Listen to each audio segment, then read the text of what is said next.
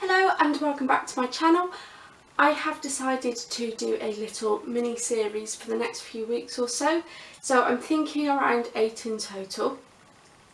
So what I'm going to be doing is I'm going to be talking you through non-fiction analysis, how to do it, mainly focusing on Key Stage 4 GCSE level, but it'd be really helpful for Key Stage 3 anyway. So we'll be looking at things like deforest features. I'm sure a lot of you will have heard of those, or some of them you will know already because some of them are a little bit straightforward. I know that some students that I've had have started using and learning about deforest when they were in Key Stage 2. Some of it might be incredibly familiar and you don't need me to tell you what it is about. So without further ado, I'm going to quickly run you through what I am going to be doing over the next 8 weeks, this being the first week. I hope that I've put together a really comprehensive guide for the next few weeks, which is really helpful for you guys. So I will just quickly pop that on the screen and I will talk you through what we are going to be doing.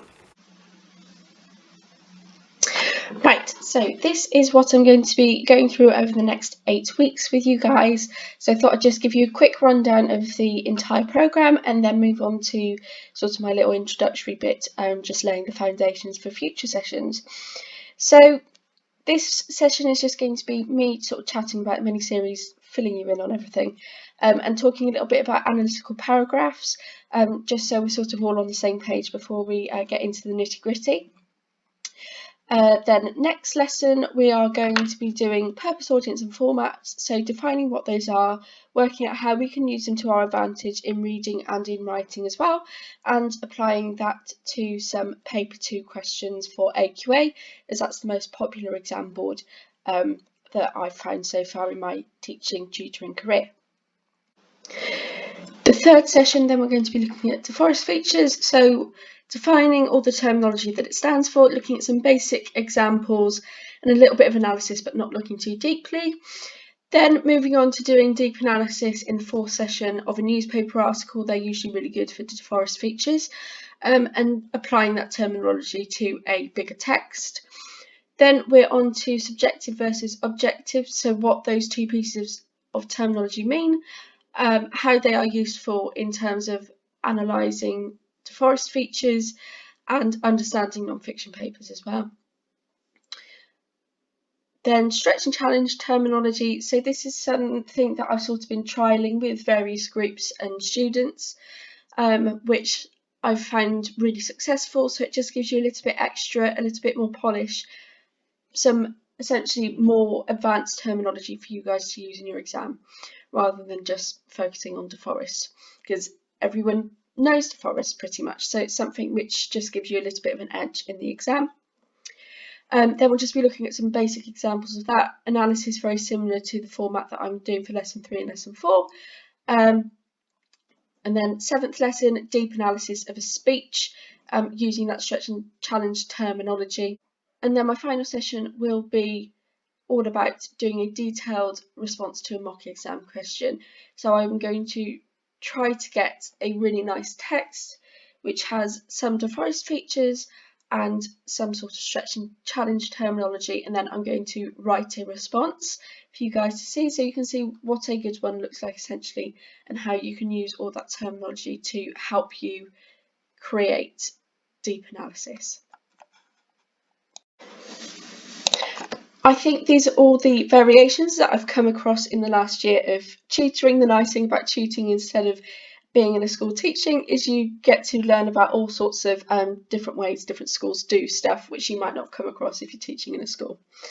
So sort of the first level, if you like, are P paragraphs.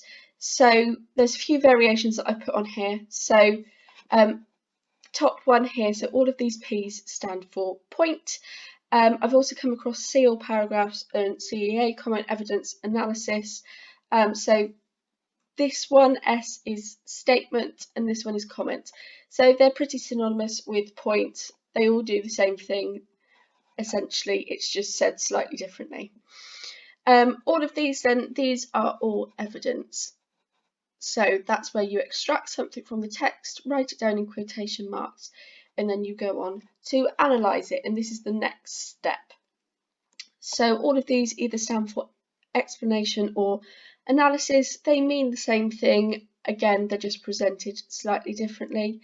And then you might come across L, so you've got two versions of PEEL and you've got SEAL as well. So the L here stands for link, so that is where you just directly link back everything that you have just said in your paragraph back to the initial question. It's sort of like a belt and braces approach, really. Some schools do that, some schools don't. It's more of a stylistic choice, I find personally. So just to show you what on earth I'm on about. So I have colour coded this paragraph into point, evidence, basic analysis, or that could be explanation, both the same thing, and I popped link on the end. So at the bottom you can see in my little speech bubble I have written what the question was. So how does Angelou use language to show her attitudes towards race? So this was from the poem Still I Rise. If you haven't read it, really recommend it. It's a fantastic poem. I picked something which is literature based just so you can see sort of what this looks like in a slightly different context as to language. So my point is in red, so throughout the poem Still I Rise, Angelou directly addresses the reader throughout the poem. That's my point, that's my sort of basic. This is what I'm going to be going on about for the rest of this paragraph. My evidence there, so I just pulled something out which is quite short. You may trod me in the very dirt. And then I've got my basic analysis of just explaining what on earth that all means, why it's there. So here the you appears to reference those in Western society who have the belief that people of colour are not equal to those who are white. So pretty basic, it's not going to get you top marks by any means. And then I put a link at the bottom back to the question. As you can see, it's quite belt and braces. This could therefore show that Angelou is angry and tired of discrimination which is caused by being from a different background to others. So with P paragraphs, you would just stop at the end of the blue section. If you're doing PEEL or SEAL, then you'd write the L as well. So that's the first type you might have been taught. This is the other variation, which is a little bit more detailed. Some of this I quite like, some of it I don't, and I'll tell you why in a moment. So same thing again, P at the top stands for point, and then evidence, and then the T, this is the bit I'm not massively keen on, is terminology. So that might be, for example, direct address. That would be our piece of terminology there. It's for explanation or analysis. Then with the Peter one, I quite like this one. So this R stands for reader. So basically, how does my point, how does the evidence make the reader feel? I quite like this one. It works quite nicely. L again is link, and Z again, I really like this one as well, is zoom in. So if you're giving a piece of evidence, then perhaps zoom in on one particular word from that initial phrase that you've given.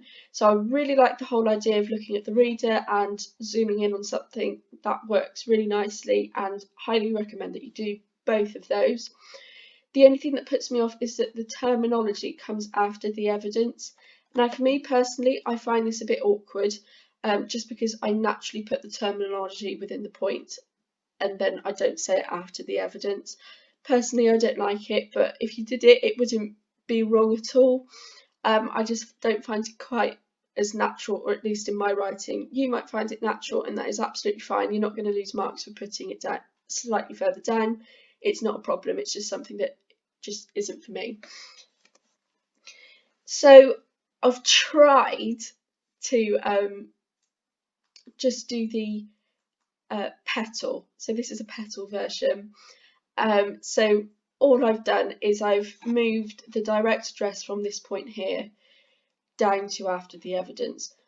So you can do it either way, it's absolutely fine. I just like popping it in at the top. That's just how I work. And then everything else stays the same. If you're doing Peter, you wouldn't perhaps put a link here. You would say this makes the reader feel that, and then whatever. Or for zooming in, I've already sort of done here because I picked out the you, but I think if I was going to analyse this paragraph further, this evidence further, I would pick out dirt, analyse what the connotations of that are and what the symbolism is. So that's probably what I would go on to do later. Right, so that is essentially the types of analytical paragraphs you might have been taught in school by your teachers. Not all schools and not all teachers teach these. AQA has tried to move away in recent years, and a lot of other exam boards, from this basic point evidence analysis, just because it limits what you can do in terms of your analysis. So what I say to my students is, if you've been taught this, that is absolutely fine. Use it as your starting point. So there is nothing wrong with, I would go for point evidence.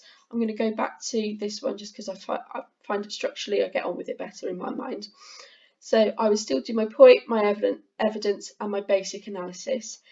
Then what I would do instead of moving on is I would try and do some deeper analysis, perhaps provide alternative analysis. So go as far as you possibly can with that small quotation you have given. So as I said, I might talk about dirt. I think I might also talk about the verb trod and how that also goes on with the symbolism, perhaps a semantic field of trod and dirt, and them both being derogatory, being something which is negative. Just taking it that little bit further. Using just basic point evidence analysis, link, or the other variations I've given are absolutely fine in the exam, but you can't access the top marks with them just because your analysis isn't extensive enough to show off how deeply you thought about the text. So that is everything for this week's video. Next week I'm going to be looking at purpose, audience and format, how we can use it to our advantage. So looking at the information that you were given in paper 2 in regards to the text that you are looking at, and then the brief that you were given for your question 5, your own creative writing. Although we are mainly focusing on reading, I think that's probably worthwhile looking at as well whilst we're doing both together. So hopefully I haven't done anything too strenuous or sort of shocked you with sort of pieces of terminology or structures that you haven't heard of before. If you haven't heard of any of the P paragraphs, Peter, any of the variations, it doesn't matter because some schools don't teach it because AQA don't really want you to just do a really rigid structure anymore. So that's fine, but hopefully over the next few weeks when I start to do some analysis, and definitely on the deeper analysis weeks, so 4 and 7, you'll be able to see what I mean by how we can run with it and take pieces of evidence further. So thank you very much for sticking with me today and listening to my video. If you can like, share and subscribe, I would be very, very grateful. And I look forward to seeing everybody next week. If you've got any questions or if you want me to go over anything again because you had no idea what I was talking about, that is absolutely fine. Drop me a comment and I will do my best to recap on anything that you may need. Have a good week.